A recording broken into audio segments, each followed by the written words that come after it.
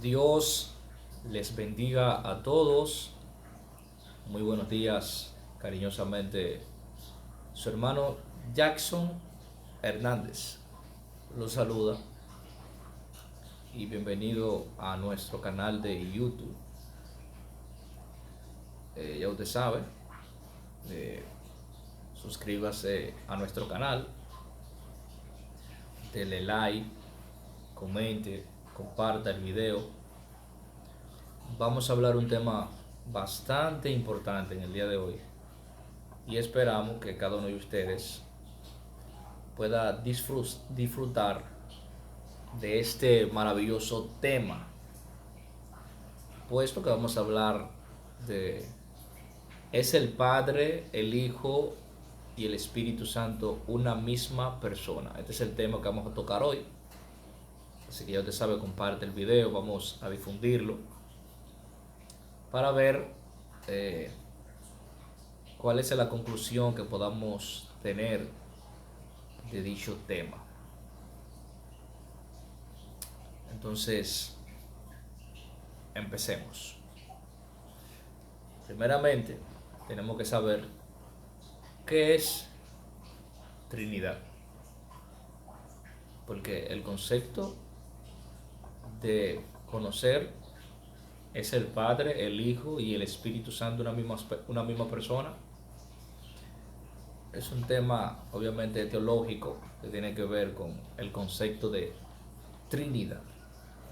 ¿Qué es Trinidad? La Trinidad es el término empleado para asignar la doctrina central de la religión cristiana, la verdad que en la unidad del Altísimo hay tres personas: el Padre, el Hijo y el Espíritu Santo. Estas tres personas, siendo verdaderamente distintas, una es una de la otra. O sea, este es el concepto de Trinidad. Un Dios en tres personas. Este es el concepto de Trinidad: Padre, Hijo y Espíritu Santo. O sea, decir que la Trinidad como tal es una sola persona automáticamente se cae dentro de la naturaleza, de su estructura, de su construcción. Bien, entonces en este video nosotros vamos a conocer cómo se determinó que Jesús es Dios, que el Espíritu Santo es Dios, y a la fin de cuentas cómo se concluye con la ideología o con la frase Trinidad. Eso lo vamos a ver conforme al contexto histórico. Entonces vamos a prestar un poco de atención. Empezamos con la historia del cristianismo en el siglo III, obviamente. Empiezan los debates cristológicos. ¿De quién es Jesús? Uno, el Mesías; el otro, Dios. Hay diferentes pensamientos. Dos grandes escuelas: la escuela de Alejandría en Egipto. O sea, esta escuela de Alejandría, quien la formaliza es Alejandro Magno. Alejandro Magno. De aquí mismo viene el término Alejandría, de Alejandro Magno. Fue una escuela obviamente que se levantó filosófica y que también posteriormente observa la idea cristiana o el pensamiento de seguir a Yeshua como tal. Luego que Alejandro Magno en el siglo II conquista a Egipto, obviamente hace una escuela, hace una biblioteca, una de las bibliotecas más grandes, la de Alejandría, que estaba en Egipto, la cual fue quemada. Pero bien, la escuela de Alejandría estaba en Egipto y era obviamente naciente de Alejandro Magno. Entonces la escuela de Antioquía en Siria también había una escuela teológica. estas dos escuelas teológicas, pues, entonces tenían un debate critológico. Entonces decimos, en Antioquía quieren saber quién es Cristo. En Alejandría también quieren saber quién es Cristo. Llegaron a dos conclusiones diferentes. Estas dos escuelas determinaron una idea diferente sobre el personaje de Jesús. Y eso es lo que vamos a observar primeramente para nosotros concentrarnos en este tema de la Trinidad. La escuela de Alejandría, obviamente, con Orígenes a la cabeza, quien es un filósofo intérprete de la palabra de manera ortodoxa, de tal manera que se amputó el pene, por lo que de la frase, o por la frase que dice, si tu ojo derecho te hace pecar, arráncalo de ti.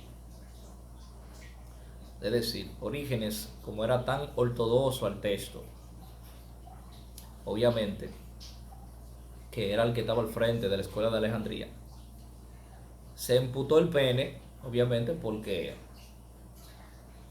la Biblia dice, si tu ojo derecho te ocasiona caer, sácatelo. Entonces él, como era una persona que le gustaba esa sexualidad y le gustaba tener relaciones íntimas, pues se emputa el pene pensando en ese texto y se emputó. Era muy ortodoxo y muy literal. La escuela en Antioquía Pablo de Salamosa dijo que Jesús es el Mesías, pero no es Dios. Entonces ya tenemos una confusión tremenda. Usa dos textos principales para basar su teología. En Mateo 27:46, que dice, Dios mío, ¿por qué me has desamparado? ¿O por qué me has abandonado? Desde el pensamiento crítico,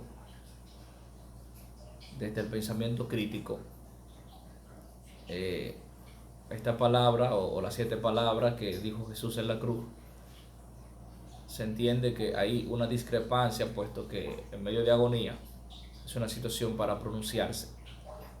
Pero acá nosotros vemos que ya Pablo de Salosota decreta o determina que Jesús no es Dios, obviamente, porque él mismo dijo, Dios mío, Dios mío. Él dice, si Jesús es Dios, entonces se estaba hablando a sí mismo, y no es posible. En la cruz le está hablando a Dios. En Marcos 10:18, Maestro bueno, no soy bueno, solo Dios, dice Yeshua.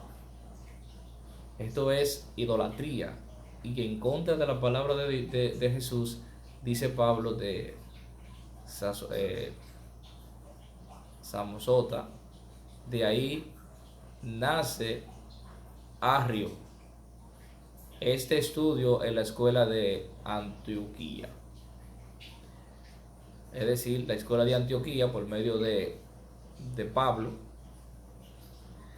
no el apóstol, sino Samosata, en vista de que él analiza dos textos de que Jesús estaba llamando a Dios y estaba obviamente diciendo que solo Dios era bueno, pues entonces él determina que Jesús no es Dios, sino que es simplemente el Mesías.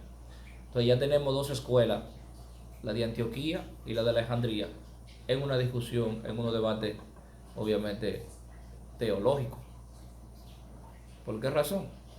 Porque vemos que la escuela de Antioquía piensa que Jesús es el Mesías, pero no es Dios. Entonces, la escuela de Alejandría dijeron que Jesús es Dios y nunca fue un hombre. Fue un hombre en apariencia. Era como una imagen de hombre, pero no hombre. era Dios que se trasladaba a los humanos a través de una imagen. En Alejandría Jesús no es hombre, es solo Dios. Si allá tenemos una discusión, obviamente, en dos escuelas muy tempranas, la de Alejandría y la de Antioquía. Uno dice que era un hombre y que a la vez era Mesías, pero que no era Dios. Otro aquí está diciendo que no era simplemente un hombre, sino que Dios estaba en el cuerpo de un hombre. Obviamente tomando como base de que aquel verbo fue hecho carne y habitó entre nosotros.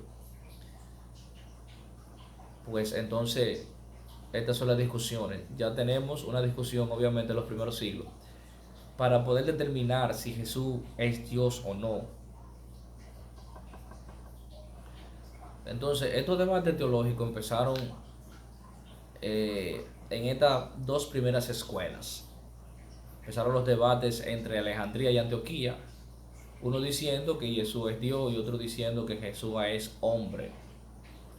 El debate llevado al obispo o el papa en Roma, donde hay que tomar una decisión. Cuando llega esta discusión al obispo o al papa allá en Roma, hay que determinar una decisión que es realmente de Jesús, porque obviamente las reglas o las normas que van a regir el cristianismo tienen que ser formalizados por los líderes. Eso es obvio y eso no está mal, porque cada institución necesita reglas las cuales puedan conducir al pueblo, que obviamente va a preceder. Entonces Roma decidió que era Dios y hombre al mismo tiempo. Aparece la doble naturaleza, producto de que dos escuelas no llegan a un acuerdo y empezaron a matarse. Y Roma decidió lo que dijo. Los romanos decidieron la dos naturaleza de Jesús. Yo le estoy hablando aquí en base a la historia del cristianismo como tal, la religión que hoy en día tenemos los cristianos. Cuando Roma percibe que hay una discusión, se estaban matando unos con los otros, en algunos sentidos, entonces nace la dos naturalezas de Jesús. ¿Cuál? Que era hombre y que era Dios. Bien, esto es conforme a la historiosidad. Eso lo vemos nosotros en la historia, eso usted lo puede encontrar. Obviamente en los libros de historia del cristianismo, y lo verá de forma específica.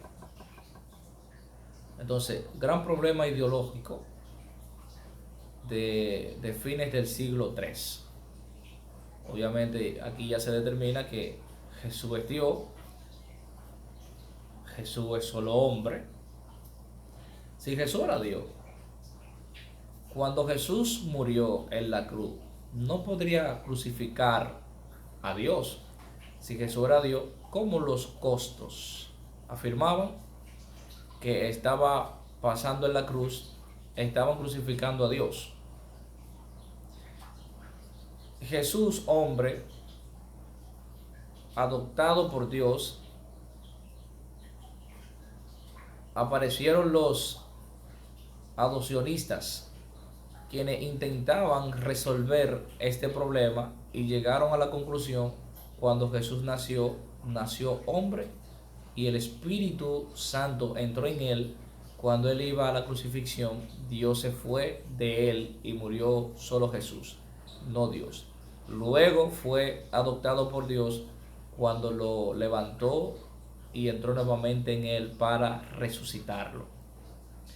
O sea, tenemos diferente idea, diferente ideología de los costos, los cuales afirmaban que Jesús era Dios. Los adrianos también. Tenemos diferentes escuelas de pensamiento, obviamente en los primeros siglos, ya aproximadamente, puesto que el concilio de Antioquía y el concilio de Alejandría habían determinado la dos naturaleza de Yeshua, hombre y a la vez Dios. Esto ya en el siglo III comenzó a causar algunos conflictos y comenzaron a hacer obviamente críticas a esta ideología, puesto que si él estaba en la cruz, ¿cómo va a ser que Dios mismo o Jesús pudo crucificar a Dios, donde obviamente Dios no puede ser crucificado? Y eran los debates teológicos que tenían.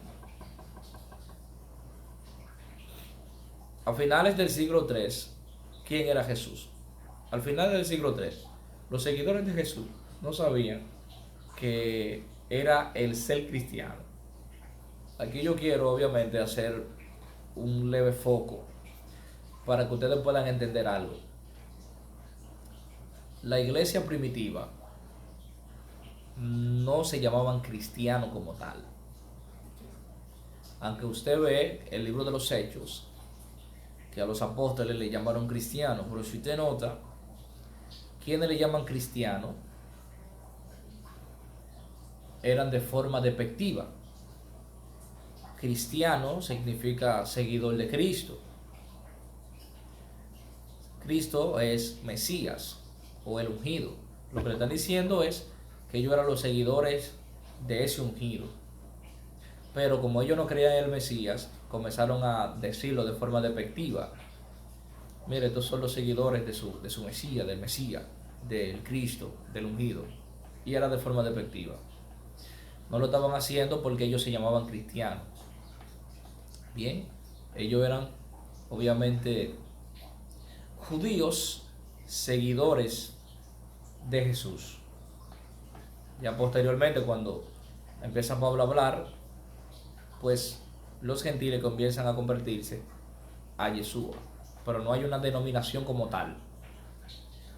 También vemos una conversación donde Pablo prácticamente persuade a ser cristiano a un romano, pero continúa la expresión despectiva porque ellos menospreciaban el cristianismo como tal o los seguidores de Jesús. Entonces de forma despectiva le decían cristiano. Pero para finales del siglo III no sabían los seguidores de Jesús que era ser cristiano. No sabían eso. Entonces los adrianos, Jesús es solo hombre. Para los costos, Jesús era solo Dios y no hombre. Los adicionalistas era hombre adoptado por Dios como Dios, luego de ser adoptado cuando murió y adoptado nuevamente en la resurrección. O sea que tenemos diferente ideología ya para el siglo III. Todavía no hay una conclusión dentro de algunos pensamientos de esa gran naturaleza que tenía obviamente Jesús.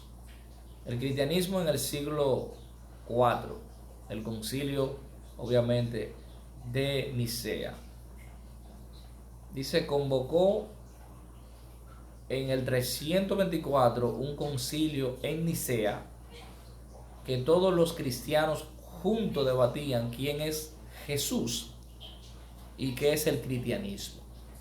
Oiga, ya usted puede ir notando si realmente en el primer siglo se llamaban cristianos, donde tenemos en el siglo IV discutiendo qué es el cristianismo, discutiendo todas estas cosas porque todavía no se ha determinado así todas las cosas bien organizadas. Primero se decide que sea en Ancira, obviamente que era un concilio que estaba ubicado en un lugar geográfico, pero los obispos se quejan ya que no quieren ir a Ancira porque hay muchas montañas y quieren estar cerca del mar, y se decide en Nicea. Nicea, una ciudad de Anatolia o Turquía que está en el extremo oriental del lago Ascanio, a 119 kilómetros de Estambul. Aquí se decide tirar el pleito. Aquí se decide discutir quién es Jesús y qué es el cristianismo. Comienza el debate en el año 324 con las preguntas principales de quién es Jesús. Hay arrianos, costos principalmente. Había 298 obispos del oriente y 5 obispos del occidente. ¿Por qué pasaba que habían obispos del oriente 298? Porque en el oriente el evangelio había sido divulgado más que en el occidente, que es donde pertenecemos obviamente nosotros, los occidentales. Pero había llegado a 5 obispos del occidente. El cristianismo estaba mayormente en oriente: Antioquía, Damasco, Efeso, Atenas, ¿verdad? Entonces, en Lyon, ni en París, en el siglo IV, el cristianismo en occidente era muy débil. En ninguna de estas civilizaciones el país, ¿verdad?, el cual ya acabo de mencionar, era relevante o había crecido. Estaba muy débil realmente el cristianismo. Por ende, por eso ustedes ven que nada más son 8 obispos occidentales que llegan a ese debate teológico o critológico de Jesús, si Jesús era Dios o no. En Lyon, ni en París, en el siglo IV, el cristianismo en occidente era obviamente correspondiente o era muy fuerte, todo era débil.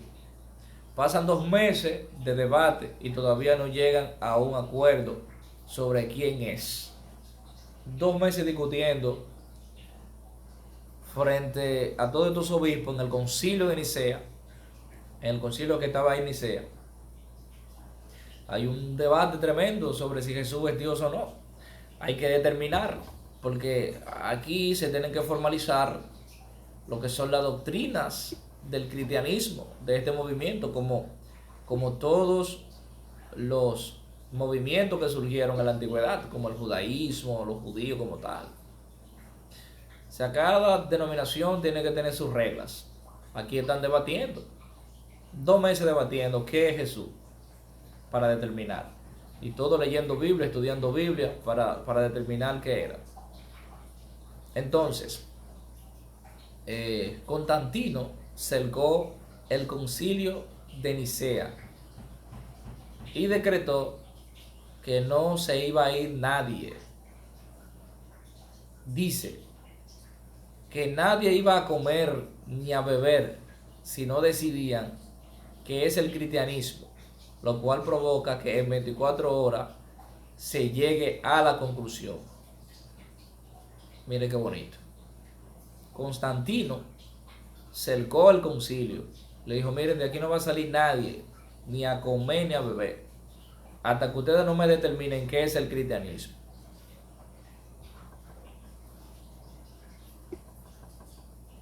Entonces, obviamente ellos determinaron qué era el cristianismo.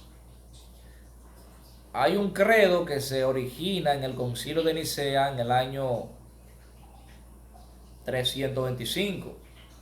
Creemos en un solo Dios, Padre Todopoderoso, Creador del cielo y de la tierra, de todas las cosas visibles e invisibles, y en un solo Dios, Señor Jesucristo, en un solo Señor Jesucristo, el Hijo unigénito de Dios, nacido del Padre antes de todos los siglos, luz de luz, Dios verdadero de Dios verdadero, nacido, no hecho, con sustancia al Padre.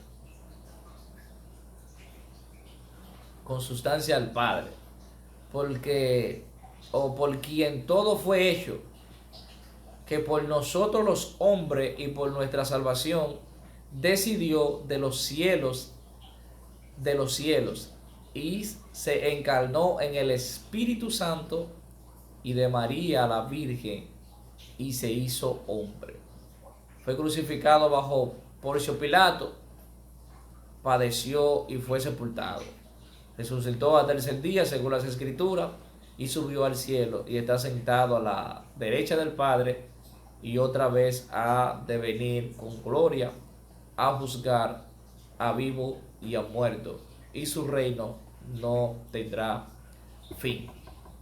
Este es el credo, o parte del credo, del Concilio de Nicea, por medio de las discusiones que tenían, obviamente, en el primer siglo.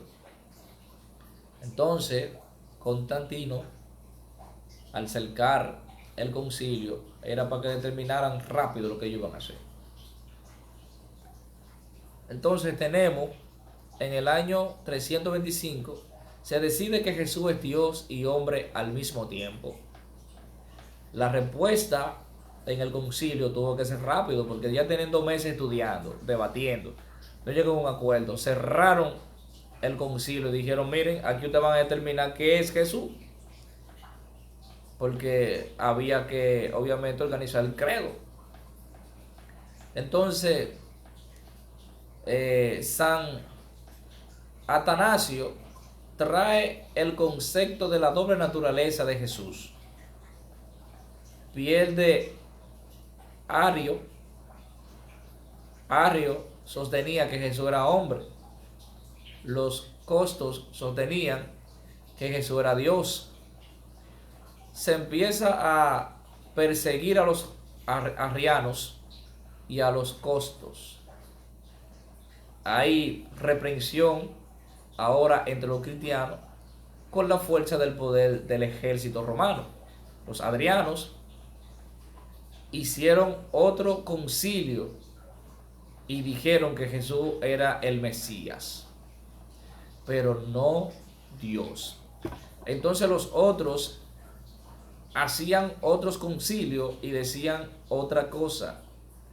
Entre el año 325 hasta el año 381 hubo una gran cantidad de concilios donde siempre llevaban a sus conclusiones parciales. Los adrianos reunidos en una ciudad y los que seguían a Atanasio en otro concilio. O sea que habían unas discusiones teológicas sobre qué era Jesús en los primeros siglos. Eso fue obviamente muy, muy fuerte. Ahora también nosotros vemos Plinio el Joven, que escribe en el segundo siglo, en el año 107 más o menos por ahí, escribe que había un tal Jesús, el cual se veneraba como a Dios. Es decir, que los cultos a Jesús como Dios eran muy primitivos. Es decir, la veneración a Jesús como Dios, como si fuese el Padre, fue muy temprano en el primer siglo. Entonces eso hay que tomarlo en cuenta. Entonces concilio niceno, Constantino,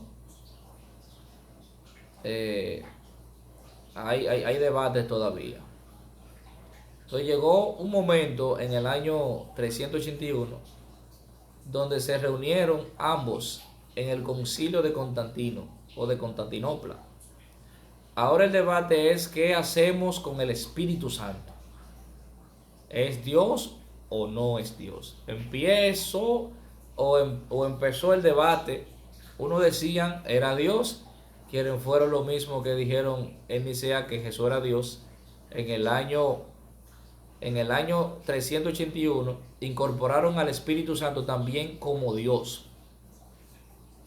O sea, ya el concilio de Nicea, que es obviamente quienes determinaron las normas, los credos del cristianismo determinaron que el Padre era Dios, que Jesús era Dios en su doble naturaleza y que el Espíritu Santo era Dios.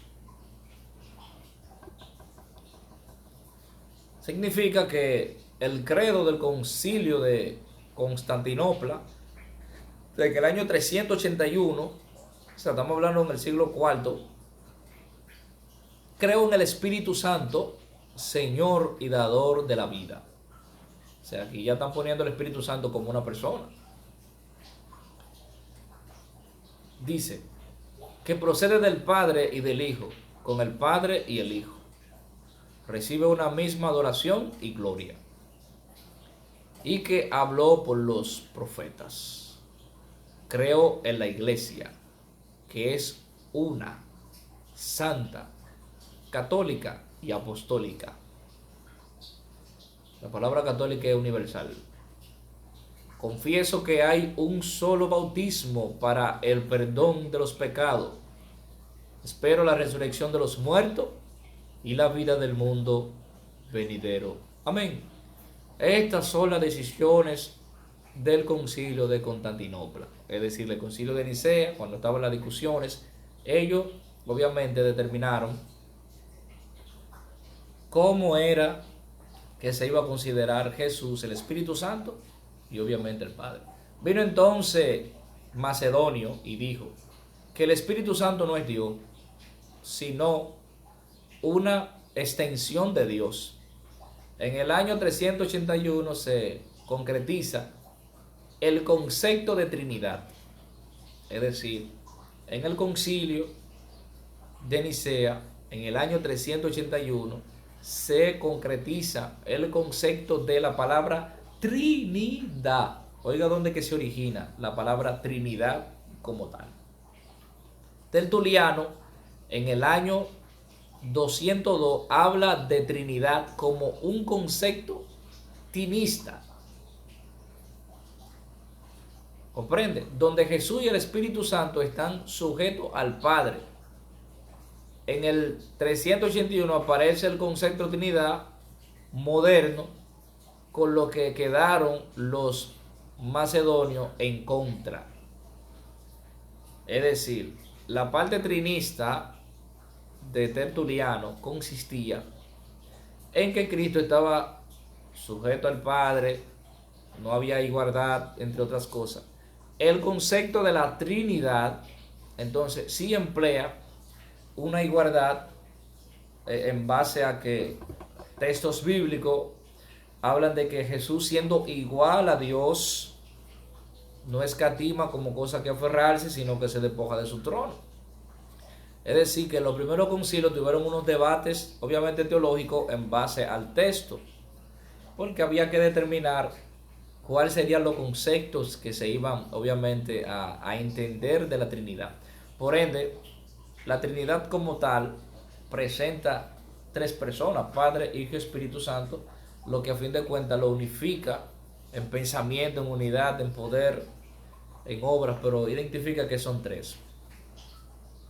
Entonces, ahora se perseguía también a los macedonios porque dijeron que el Espíritu Santo no es Dios, también a los costos, a los adrianos, todos eran perseguidos. Ahora se perseguía también a los macedonios porque dijeron que el Espíritu Santo no es Dios, también a los costos y a los adrianos,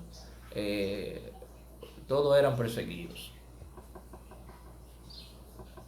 Entonces, todas estas persecuciones, obviamente, lo que llevaron a cabo fue ciertas conclusiones. Estas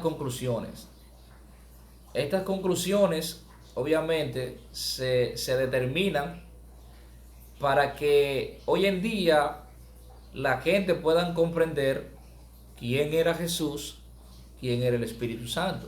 O sea que el concepto de la Trinidad como tal siempre se originó en que son tres personas, no que era una sola persona. Posteriormente surgieron doctrinas más modernas como los unitarios, que identificaron que el Padre y el Hijo y el Espíritu Santo eran una misma cosa, es decir, que no eran tres personas, sino que era una misma cosa. Pero todos estos temas son obviamente debates teológicos que hay que tomarlo en cuenta. Cuando usted se va al pensamiento de las escuelas, usted tomará la idea, la iniciativa de que cada uno de ellos se concentraba en el texto bíblico para hacer su observación. Pero desde primera instancia a Jesús se comenzó a adorar como Dios. Por eso usted ve a Plinio el joven citándolo. Cuando usted ve los escritos neotestamentarios, ¿verdad? Como en el caso de Mateo, que habla de la blasfemia contra el Espíritu Santo. Fíjese que él dice que la blasfemia contra el Hijo y contra el Padre le será perdonada, pero la blasfemia contra el Espíritu Santo no le será perdonada. De manera que el concepto de la Trinidad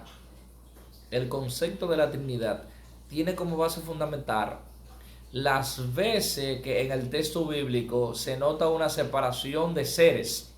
O sea, es contraproducente decir que Jesús es el mismo Padre y que el Padre es el mismo Jesús y que el Espíritu es el mismo Padre, entre otras cosas, pensando desde una ideología obviamente teológica. Ahora, si usted me va a decir que Jesús no es Dios,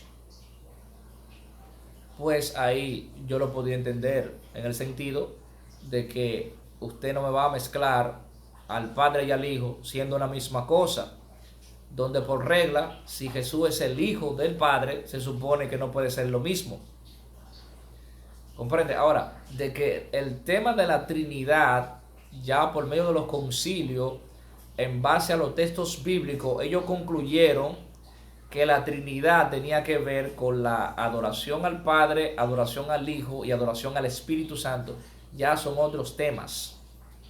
Es decir, que usted no puede decir que la Trinidad, o no puede decir que el Padre, el Hijo y el Espíritu Santo es el mismo, porque no concuerda dentro de las ideologías obviamente teológicas. Más bien, si la teología lo que presenta es que el Padre es uno, el Espíritu Santo es uno y Jesús es otro, pero no puede ser lo mismo. Ya, si usted lo va a hacer desde una crítica textual, desde una parte académica, pues entonces usted descartaría desde un punto de vista a Jesús como Dios, tomando en cuenta de que el texto bíblico dice que Dios es uno es, y fuera de él no hay otro Dios. ¿Entendéis? Es decir, que es un poquito contraproducente decir que es la misma persona, donde los académicos mayormente lo que prefieren es descartar a Jesús como Dios, poner al Padre como Dios y decir que el Espíritu Santo es una fuerza, es una energía del Padre. Ahí ellos sí pueden dar a entender que el Padre es uno con el Espíritu porque es la sustancia del Padre.